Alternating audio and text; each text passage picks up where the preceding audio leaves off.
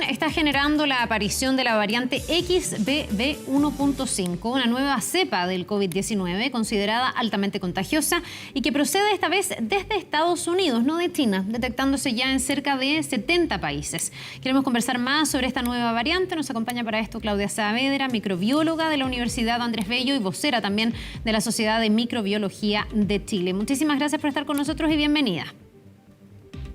Hola, buenos días. Muchas gracias. Una vez más conversando para tratar de entender ahora sobre esta nueva variante que ha aparecido generando preocupación. ¿Qué tan peligrosa es? ¿Qué tan distinta puede ser a las variantes y subvariantes que ya han ido apareciendo? Bueno, en realidad lo que ha llamado la atención es el aumento que ha tenido en el número de casos, en particular en el estado de Nueva York, ya que durante el mes de diciembre, cuando fue detectada, era alrededor de un 4%, y ya vamos en un 41% de su presencia en los casos positivos. En ese sentido, por lo tanto, es una variante que se caracteriza por ser mucho más transmisible que lo que hasta el momento se había detectado. Aunque no hay ningún reporte, ¿verdad? No hay evidencia de cuán grave puede ser, si hay un cambio. Lo que sí ha generado es un aumento en el número de casos, y eso se ha traducido también en que obviamente un número de personas que son los vulnerables han fallecido, y por eso también el número de fallecidos ha aumentado en Estados Unidos. Entonces, desde ese punto de vista es muy importante hacer vigilancia genómica y a su vez detectar rápidamente estos casos para que el número de personas infectadas no siga aumentando. Pero básicamente lo que conocemos y que ya sabemos que tenemos que hacer es lo que hay que seguir haciendo, digamos, claro. El vacunarse, tener autocuidado. Con este salto de un 4% de los casos a más de un 40% en menos de un mes, evidentemente está lo que tú dices, ¿no? Que se constata ahí que la transmisión puede ser bien rápida, que se propaga a un ritmo bastante rápido.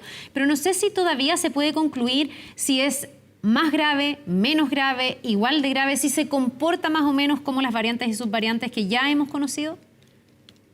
Bueno, hasta ahora ha generado, en los casos que se han producido y que no son tan graves, las mismas características que ya conocemos, ¿no es cierto? El dolor de cabeza, la congestión, parecía un resfriado. Sin embargo, obviamente, en aquellas personas que son más vulnerables puede ser mortal, y ese es el grave problema. Ahora, por una parte, y por otro lado, aún la Organización Mundial de la Salud ha sido bien clara en que faltan datos como para tener certeza de cuán es el cambio, si hay un cambio realmente drástico en la enfermedad, si es más virulenta, genera casos más graves. Hasta ahora no hay suficiente evidencia, es muy pronto como para generar, digamos, una afirmación de esa naturaleza. Y por otro lado, lo que sí ha funcionado bien son los antivirales. Entonces, las mismas precauciones que se han tomado anteriormente se deberían tomar ahora, es decir, seguir con la vacunación en aquellas personas que tienen una vacunación previa entre los 4 y los 6 meses previos, ¿verdad? Ponerse al día o vacunarse derechamente en aquellas personas que no se han vacunado, y obviamente tener un cierto autocuidado. Yo entiendo que la mascarilla está tan vilipendiada, y la odiamos tanto, pero creo yo que aún puede ser útil en los espacios cerrados, ya que este sigue siendo un virus respiratorio, no nos tenemos que olvidar de eso, y se transmite a través del aire, y probablemente va a ser importante ocupar mascarilla en el transporte público, por ejemplo, en aglomeraciones muy grandes de personas puede ser importante, o si una persona derechamente está resfriada y no sabe si tiene COVID o no, usar mascarilla por precaución para no infectar a las demás. ¿Qué pasa respecto de las vacunas? ¿Se sabe ya si las vacunas protegen, no protegen? Estaba leyendo algunos como informes internacionales o reportajes, digamos, que dicen que esta variante ha desarrollado una gran capacidad de evasión inmunitaria, alejándose de los anticuerpos que hemos fabricado para usarlos contra ellas. ¿Eso es así? En el fondo, nuestro organismo no tiene tantos anticuerpos generados con todo lo que nos hemos cuidado, con las vacunas para poder protegerse de esta variante. ¿Se queda corta la vacuna tal vez? Bueno, hasta ahora nos hemos protegido con la vacuna y con las infecciones previas, claro. Pero claramente los análisis moleculares, cuando han hecho análisis de la secuencia del virus y de la estructura que tiene la proteína espiga, que es la que reconoce el receptor, claramente tiene muchos cambios, y cuando se ha desafiado contra anticuerpos de personas que habían estado previamente infectadas, efectivamente la evidencia muestra que hay una evasión de la respuesta inmune.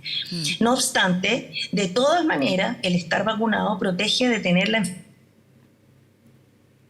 Tenemos que olvidar que las vacunas no nos protegen de contagiar o contagiarnos. Entonces yo creo que ese también es una premisa muy importante que no hay que olvidar.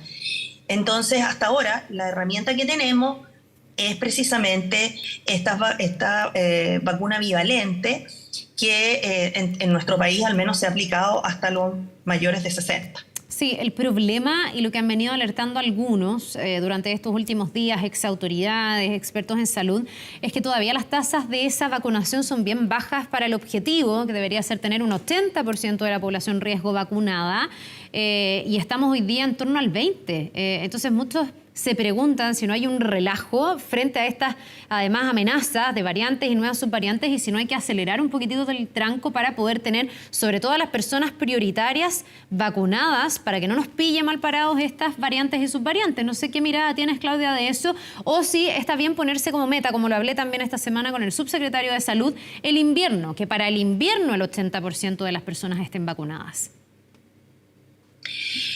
Bueno, es una pregunta bien controversial la suya, porque la verdad es que claramente una evidencia que es bien robusta hasta el momento es que las vacunas duran entre 4 y 6 meses su efecto protector. Por lo tanto, desde ese punto de vista, un grupo muy importante de personas que tiene menos de 60 años probablemente ya se le venció, ya pasó ese tiempo en el cual la vacuna la va a proteger y se requiere necesariamente estar vacunado. Y por otro lado, si usted analiza los datos que se han ido liberando al momento,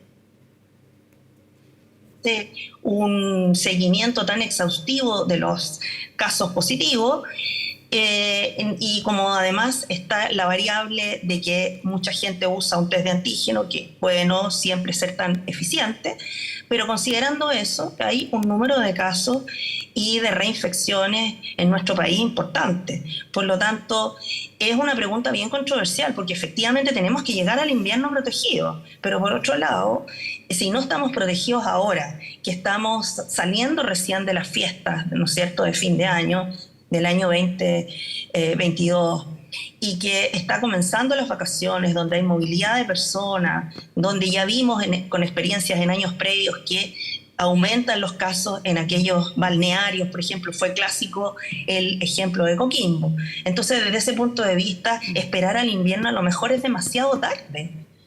Y hay que comenzar con la vacunación para que las personas menores de 60 también estén protegidas. Bien, pues ojalá que se haga, que se recoja el guante y que, ya que podemos leer antes lo que pasa en otros lugares, nos podamos ir adelantando, protegiéndonos, vacunándonos, que es lo que tenemos a mano al menos. Claudia Saavedra, microbióloga de la Universidad Andrés Bello, muchísimas gracias por habernos acompañado esta mañana. Muchas gracias, hasta luego. Buen día.